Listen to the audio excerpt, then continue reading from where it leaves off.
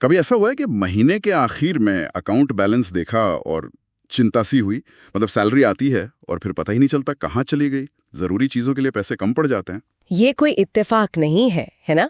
अक्सर हमारी कुछ आदतें, हमारी सोच, उसी का नतीजा होता है ये। बिल्कुल। और आज हम इसी पर बात करेंगे। हमारे पास एक दिलचस्प कहानी है, आर्थिक आजादी, सारिका की प्रेरणादायक कहानी। ये एक काल्पनिक पात्र है, सारिका। अच्छी खासी सैलरी, पर महीने के अंत में वही पैसों की तंगी। हाँ, तो आज हम यही समझने की कोशिश करेंगे, आखिर लोग भारत ने भी पैसे की तंगी में क्यों फंस जाते हैं, और सारिका की कहानी से हम क्या सीख सकते हैं अपनी फाइनेंशियल हेल्थ सुधारने के लिए। चलिए शुरू करते हैं ये बातचीत। तो कहानी है सारिका की। 30 साल की है, पुणे में ग्राफिक डिजाइनर, सैलरी 60,000 रुपए महीना। सुनने में तो काफी अच्छा लगता है ना? हाँ बिल्कुल, और बाहर से देखने में भी सब बढ़िया लगता था। स्टाइलिश कपड़े, वीकेंड पर घूमना फिरना, सोशल मीडिया पे अच्छी तस्वीरें। वही, लेकिन असलियत ये थी कि महीने के आखिर में अकाउंट में मुश्किल से शायद 2,000 रुपए बचते थे। ओहो।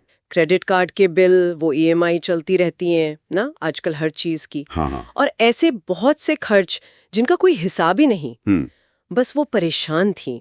और देखें, दिलचस्प बात यही है, समस्या अक्सर कमाई की नहीं होती। अच्छा। हाँ, ज्यादातर केस में पैसा संभालने का तरीका, या कह सकते हैं फाइनेंशियल लिटरेसी की कमी। सारिका की कहानी में देखें तो कुछ कारण बिल्कुल साफ नजर आते हैं। जैसे कि? पहला तो अनियोजित खर्च, बिना बजट के छोटे छोटे खर्च। सारिका का ही उदाहरण लें, वो हर हफ्ते कॉफी और ऑनलाइन शॉपिंग पर करीब 2,000 रुपए उड़ा देती थी। हर हफ्ते 2,000 रुपए? ये तो महीने का 8,000 10,000 रुपए हो गया। एग्जैक्टली। लगता छोटा है, पर जुड़कर बड़ा अमाउंट बन जाता है। सही बात है। और क्या कारण थे? दूसरा कारण था वो सामाजिक दबाव, दिखावा। हाँ, ये तो बहुत कॉमन है आजकल। दोस्तों को देखकर या सोशल मीडिया पर देखकर वैसी ही चीजें खरीदने का मन करना। सारिका ने कहानी में बताया है कि उसने नया महंगा फोन ईएमआई पर ले लिया। क्यों? बस दोस्तों के बीच कूल दिखने के लिए, जबकि पुराना फोन ठीक चल रहा था। ये तुलना वाली बात। और क्रेडिट कार्ड का क्या मामला था? वो तीसरा पॉइंट है। क्रेडिट कार्ड और ईएमआई का जाल। जरूरत नहीं भी है तो भी कार्ड स्वाइप कर दिया, आसान किस्तों का लालच। हाँ, वो नो कॉस्ट ईएमआई वाला चक्कर। बिल्कुल। सारिका पर 50,000 रुपए का क्रेडिट कार्ड बिल चढ़ गया था, और इस पर ब्याज भी अच्छा खासा लग रहा था। बाप रे। और चौथा, जो शायद सबसे जरूरी है, इमरजेंसी के लिए कोई तैयारी नहीं, कोई इमरजेंसी फंड नहीं। अचानक कोई मेडिकल खर्चा आ गया है या कुछ और हो गया तो फिर कर्ज लेना पड़ता। उसके पास कोई सेविंग ही नहीं थी ऐसी सिचुएशन के लिए। ये तो काफी मुश्किल सिचुएशन है। तो फिर उसने किया क्या? कहानी बताती है कि उसकी एक दोस्त थी, फाइनेंशियल कोच। हाँ, उसने अपनी उस दोस्त की सलाह ली और फिर कुछ ठोस कदम उठाए।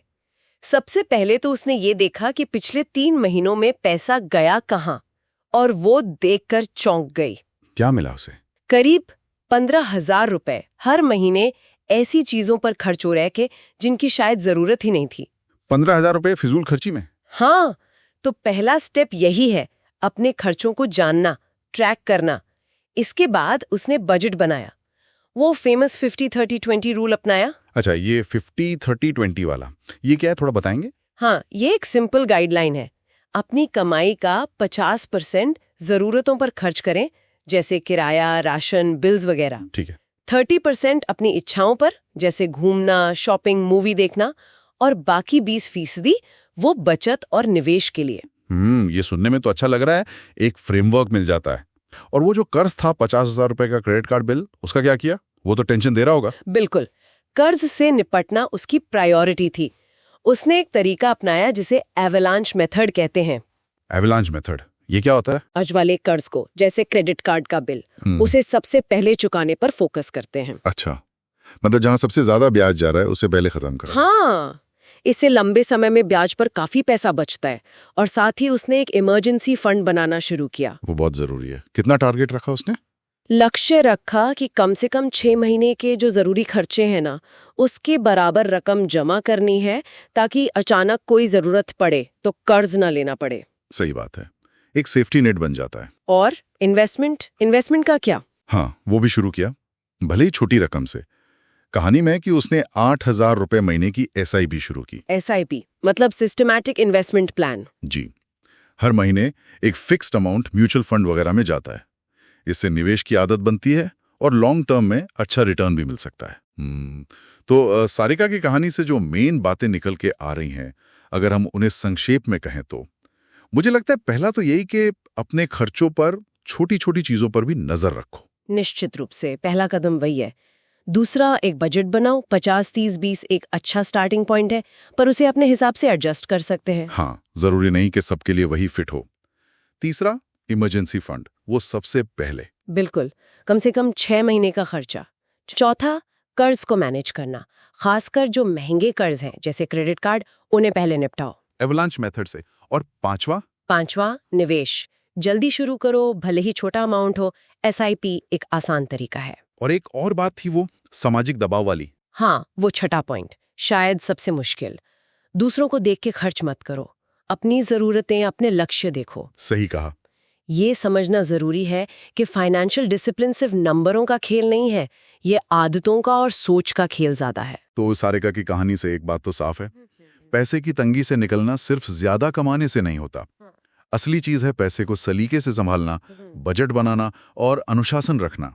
छोटे छोटे कदम भी बड़ा फर्क ला सकते हैं। बिल्कुल सही कहा। खर्चों को ट्रैक करना, बजट, बचत, निवेश, ये सब तो प्रैक्टिकल बातें हैं, जरूरी हैं। लेकिन यहाँ एक सवाल मैं छोड़ना चाहूंगी सोचने के लिए। पैसे को लेकर हमारी वो कौन सी एक गहरी मान्यता है या कोई सोच है जिसे अगर हम बदल सकें तो शायद सच्ची वित्तीय आजादी का रास्ता खुल सकता है। इस पर सोचिएगा जरूर।